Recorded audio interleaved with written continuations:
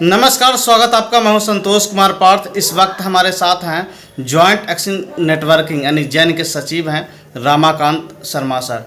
आज इनके साथ बातचीत करेंगे कि मानव के साथ कैसा रिश्ता अब बनते जा रहा है। क्या कहेंगे सर?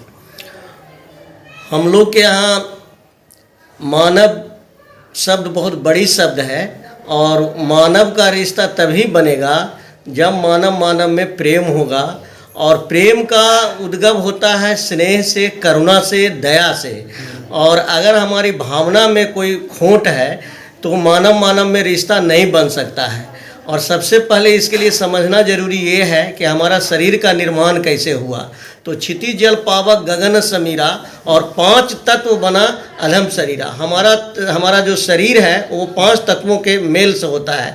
और वो हिंदू, मुस्लिम, सिख, ईसाई और हिंदू धर्म में जितने तरह के जातियां हैं उनका भी ये शरीर की बनावट प्राकृतिक तरीके से एक ही है।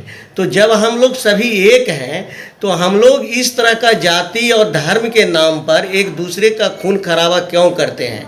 हम जो है कटु रिश्ता क्यों बनाते हैं? हम प्रेम का रिश्ता क्यों नहीं बनाते हैं? आज हर घर में भाई भाई के साथ लड़ाई हो रही है। आज का न्यूज़ है कि पुत्र ने पिता को मार दिया, माँ को मार दिया, तो भाई ने संपत्ति विवाद में भाई का गला घोंट दिया, गोलियां चल जाती हैं।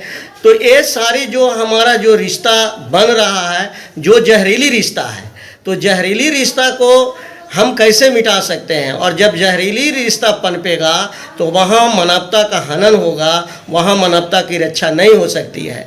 तो ये भारत और अपने बिहार के विकास में सबसे बड़ी बाधा है। बिहार में हर लोग ये बात जानते हैं कि बिहार में कोई भी काम होता है वो जाति पूछ करके किया जाता है।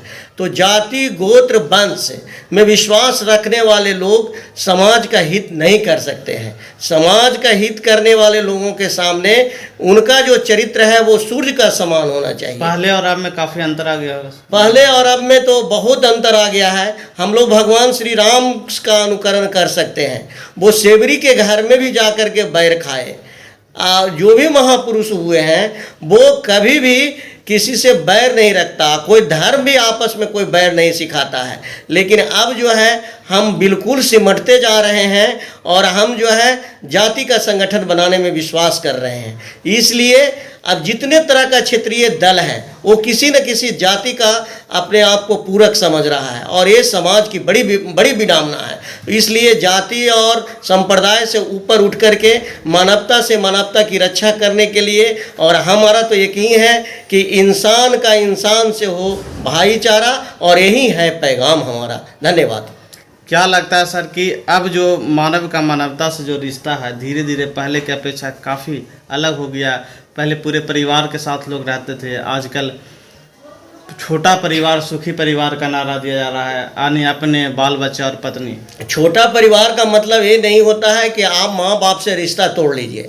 छोटा परिवार का मतलब है कि परिवार का आकार छोटा है। जो हम 5 बच्चे पैदा कर रहे हैं, अब हमें 1-2 बच्चे पर ध्यान देना चाहिए क्योंकि हमारा प्राकृतिक संसाधन नहीं बन रहा है। तो छोटा परिवार का मतलब ये नहीं होता है कि संयुक्त परिवार को तोड़ करके छोटा परिवार बना लेना। आप अपने जो परिवार में जो हम जैसे कि बताए कि परिवार का आकार छोटा होना चाहिए। हमारे भाई का अगर हमारे 5 बच्चे, भाई का 5 बच्चे, भाई का 3 बच्चे, तो कुल मिलाकर के मानते हैं कि अगर एक बच्चा होता है और अगर 5 भाई मिला करके भी एक बच्चे भी हो सकते हैं। तो परिवार का मतलब ये होता है एकजुटता से।